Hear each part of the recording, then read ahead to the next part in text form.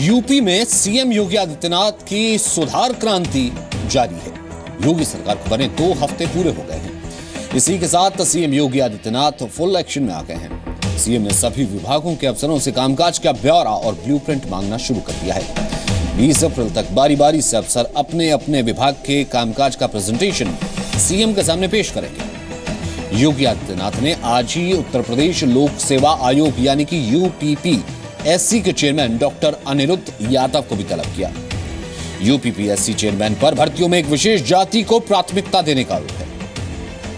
कल यानी मंगलवार को योगी कैबिनेट की पहली बैठक होने वाली है। सूत्रों के मुताबिक योगी कैबिनेट किसानों को कर्जमाफी का तोहफा दे सकती है।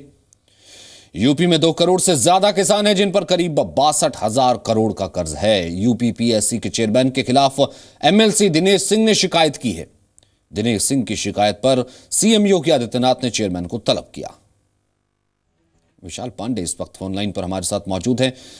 विशाल, अब सीधे तौर पर साफ है कि पहले एक प्रारूप बनाया गया, डिजाइन तैयार किया गया और अब बारी एक्शन की है, तभी लिया तलब किया जा रहा है। क्या कुछ आज होने वाला है? क्योंकि आज शाम की ये मुलाकात जो है, आज शाम जो तलब किया गया है यूपीपीएससी के चेयरमैन को, ये काफी इंपॉर्टेंट कहा जा रहा है।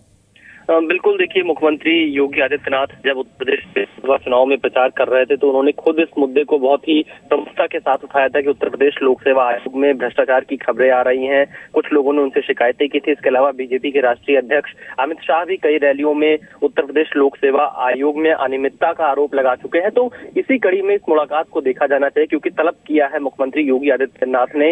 अनिरुद्ध यादव पिछले एक लंबे समय से लोक सेवा आयोग के अध्यक्ष हैं और हाल ही में कुछ ऐसी घटनाएं भी अभ्यर्थियों के साथ हो गई थी जिसको लेकर लोक सेवा आयोग सुर्खियों में था। प्रधानमंत्री कार्यालय तक को हस्तक्षेप करना पड़ा था। तो अब एक बार फिर जिस तरह से अनियमितता की शिकायत लगातार सरकार बनने के बाद से भारतीय जनता पार्टी के विधायक और उनके एमएलसी कर रहे थे, उसी को देखते हुए योगी आदित्यनाथ ने तलब किया है लोक सेवा आयोग के अध्यक्ष को। बताया ये जा रहा है कि उनसे पूरी जानकारी ली जाएगी कि आखिर कैसे शिकायतें आ रही थी, उन शिकायतों का क्या निवारण किया गया और प्रतिवर्ष किस तरह से किस का चयन किया गया और क्या आधार रहा, और विशेष तौर पे कॉपीज जो खो जाती थी उनका भी एक मुद्दा इसमें रहेगा। सचिन जी, विशाल, बहुत बहुत शुक्रिया फिलहाल इस बातचीत के लिए। तो योगी सरकार को बने 2 हफ्ते हो गए हैं, लेकिन पहले दिन से ही सीएम योगी आदित्यनाथ एक्शन में है। आपको बताते हैं पिछले 2 हफ्तों में योगी के 14 बड़े एक्शंस क्या क्या हैं। यूपी के विकास यानी कि मंजिल हो सकता है कि अभी दूर हो, लेकिन इसमें कोई शक नहीं है कि जितना सफर जल्दी शुरू होता है मंजिल भी उतनी ही करीब आ जाती है। वो कहते हैं कि well begun is half done.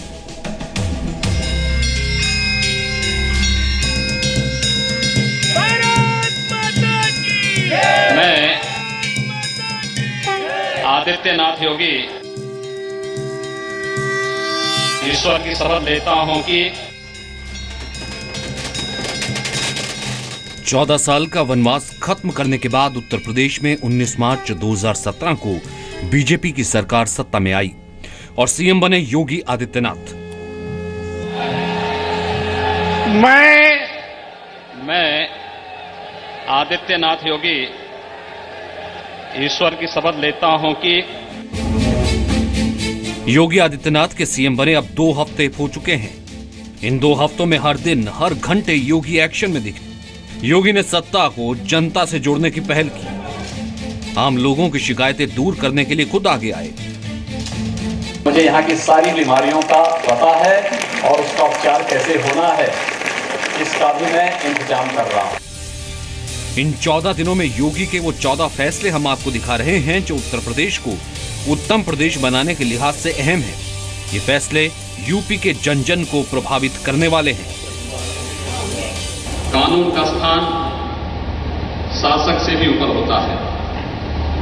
कोई भी राजा कानून के अधीन ही कार्य कर सकता है, इसलिए कानून शासकों का भी शासक होता है। सत्ता के संरक्षण में पल रहे गुंडे, माफिया, अपराधी, लुटेरे, ये सब के सब मेहरबानी करके या तो उत्तर प्रदेश छोड़ करके चले जाएं, और अगर उत्तर प्रदेश में रहेंगे तो फिर उनके लिए 2 जगह होंगी।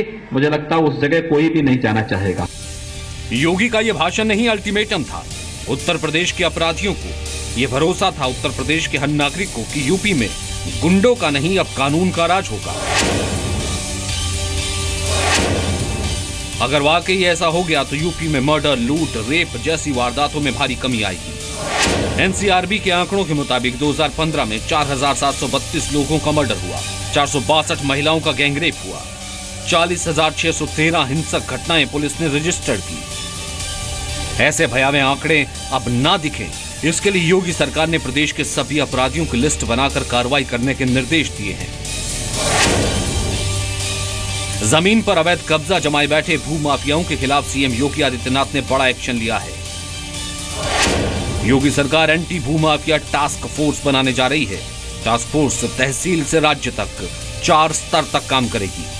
राज्य स्तर पर मुख्य सचिव की अध्यक्षता में टीम बनेगी। मंडल स्तर पर कमिश्नर, जिले में डीएम और तहसील में एसडीएम की अगुवाई में भूमाफियाओं के खिलाफ एक्शन होगा। 14 दिनों में योगी सरकार ने किसानों की कर्ज माफी का प्लान तैयार कर लिया है। किसानों की कर्ज माफी का वायदा प्रधानमंत्री मोदी का था। भाइयों बहनों, मैं यूपी के सांसद के नाते आप लोगों को विश्वास दिलाता हूं कि जब आप लोगों को विश्वास दिलाता हूं कि सरकार बनने के बाद पहली मीटिंग में ही किसानों के कर्ज को माफ करने का निर्णय कर दिया जाएगा। मोदी के वादे को निभाने के लिए योगी आदित्यनाथ ने अपनी कैबिनेट की पहली बैठक सरकार बनने के 17वें दिन रखी है। योगी सरकार की पहली कैबिनेट मीटिंग मंगलवार शाम 5 बजे होगी। माना जा रहा है कि पहली कैबिनेट बैठक में किसानों की कर्ज माफी समेत किसानों के हित में कई अहम फैसले लिए जा सकते हैं। रात्रि को 10 बजे 12 बजे भी अगर कोई बालिका कहीं से आ रही है और अकेले सड़क पर चल रही है तो अपने आप को सुरक्षित महसूस कर सके, उत्तर प्रदेश के अंदर एक ऐसी व्यवस्था हमें देनी है। छेड़छाड़ की घटनाओं का जड़ से सफाया करने के लिए और महिलाओं को मनचलों के खौफ से आजादी दिलाने के लिए योगी सरकार का ये अहम फैसला है। एंटी डोमियो स्क्वाड के गठन के बाद से यूपी पुलिस सड़कों पर, स्कूल कॉलेज के इर्द गिर्द मनचलों को ढूंढती फिर रही है। शासन में अब कहीं भी बैठे भ्रष्ट तत्वों को एक और पूरी तरह दूध के मक्खी की तरह निकाल बाहर करके रहेंगे।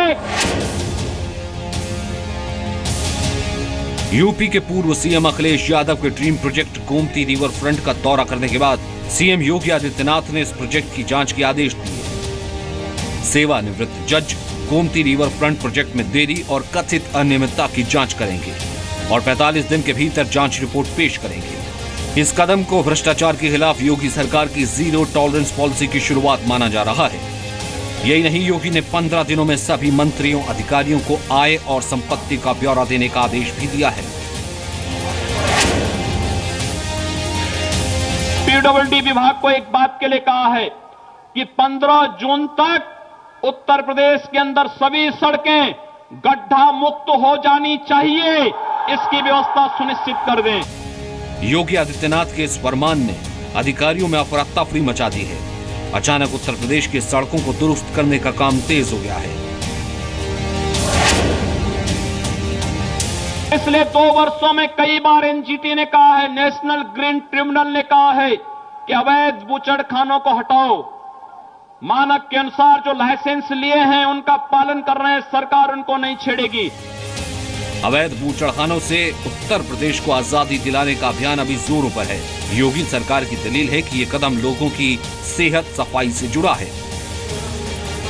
विशाल पांडे, जी मीडिया, लखनऊ।